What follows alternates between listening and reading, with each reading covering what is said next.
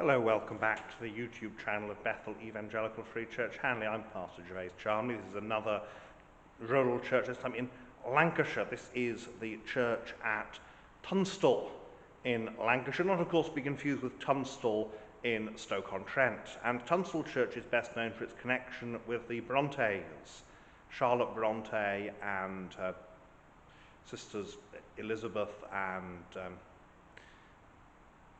Emily attended the Clergy Daughters School, which at the time, I've mentioned that before in terms of Casterton, but at the time it was located near here, down at Cowan Bridge, a couple of miles away, and they would come up here. This was Carus Wilson's parish church. They come up here to worship.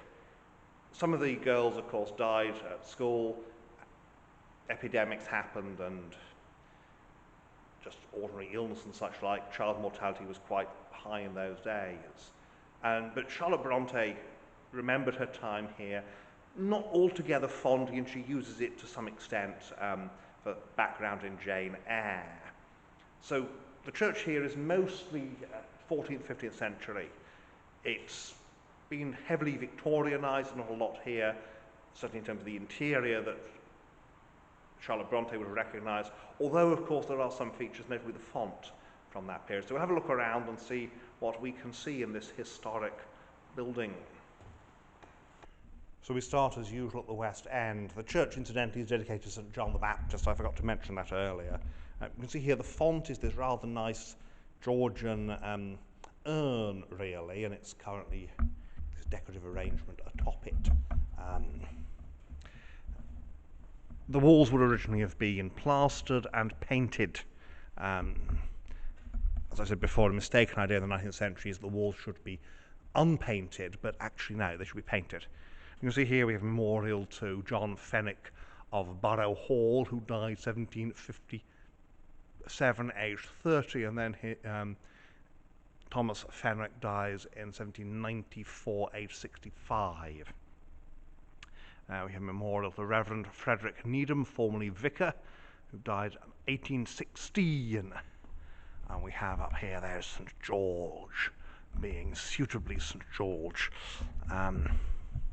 North Aisle, which has a number of memorials here to the Fenwicks of Barrow Hall, one of the big houses in the parish.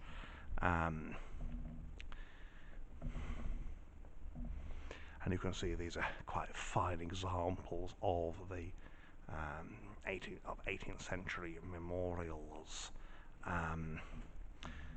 Pulpit, of course, is Victorian, as is the screen that we see here that comes forward like that and extends out a bit into the nave to give some sort of basic extra space for your normal nave.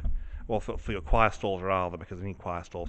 The altar is stone, again, that's not what it would have been back in the day.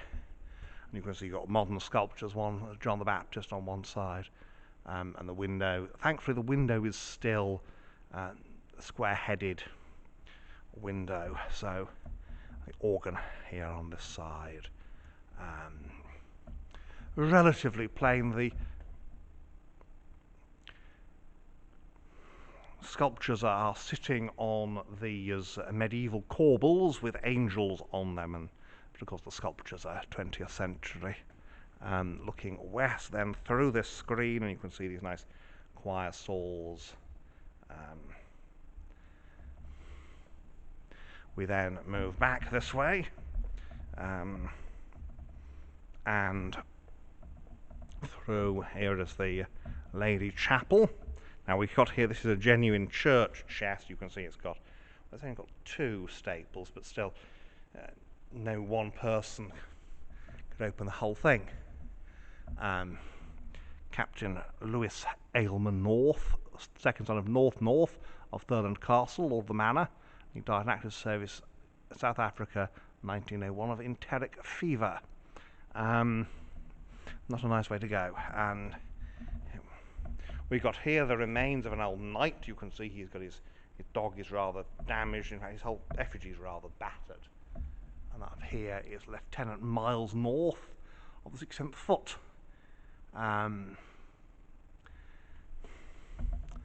And so here we have the chapel here with St George, St Michael and Joan of Arc, and that of course is a memorial to Eric Brownlee's Major of Westmoreland and Cumberland Yeomanry. He's killed in 1918, and of course Joan of Arc because the French are allies now. And the Great War does a lot for the English to rehabilitate Joan of Arc, because she then becomes not someone who's fighting us, but a symbol of our gallant French allies. And yes, the French are gallant, and yes, they are good allies for the English. What happens in World War II is not their fault. Well, not entirely anyway. And then got a nice modern window here, various symbols, and a little painting, which of course is thoroughly alarmed, so you can't pinch it. It's a marvellous church. I say it's got this Bronte connection, and it would have been very different, all box pews and that sort of thing back then. So that's the inside here at St John's, Tunstall. So here we are outside Tunstall. You can see here the tower behind me and the two-storey porch. The story is that the girls of the Clergy Daughters School would have their Sunday lunch in the porch before between the morning and afternoon services, which I can well believe. It's quite a big building, but it's one of these, I mean, quite northern type structures, and it's solid rather than anything else. Although it is largely the 15th century, it has that solidity of an earlier period. There's none of the lightness of later Perpendicular. So let's have a look around the outside and again see what we can see. So here we are. You can see this long, fairly low building, very typical of these northern upland churches. And nothing wrong with being long and low. I rather like them.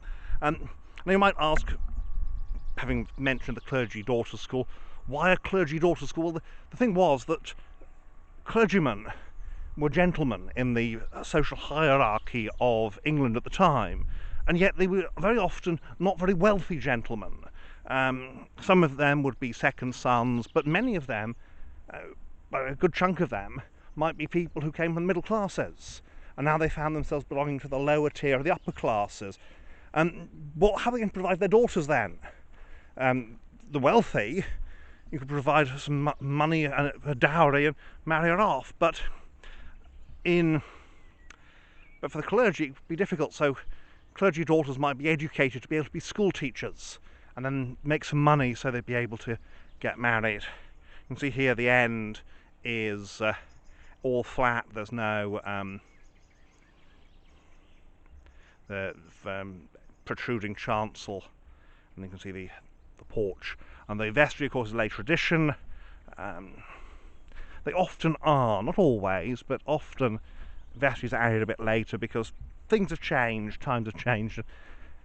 Before, of course, the Victorian period, clergymen tended to wear a cassock and a surplice for services and maybe a scarf, but they wouldn't have the sort of elaborate vestments that then later became popular. You can see there's that tower and the banner of St George flying from it. So that is the outside here. Blocked north doorway. We've noted that that's very, very common. North doorways are normally blocked simply because they don't serve much of a function after the Middle Ages, when the baptism no longer has the exorcism in it. And so we'll go round here. It may very well be that the walls, incidentally, were originally intended to be rendered, and then it would all be white, and it would look absolutely spectacular. But one thing and another, and they're now bare stone. So that, just get round to the edge of the end of the tower here. And obviously, because this has the Bronte connection, it gets a fair number of visitors, more than many churches of its size.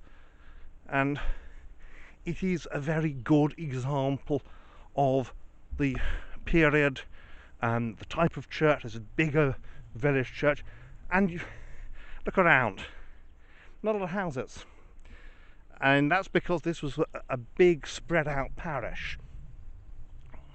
It's not like further south and in more lowland areas where the church is often clustered around the church. Here there's a big parish, lots and lots of little hamlets and settlements and villages, and the parish church is a central place for all of them.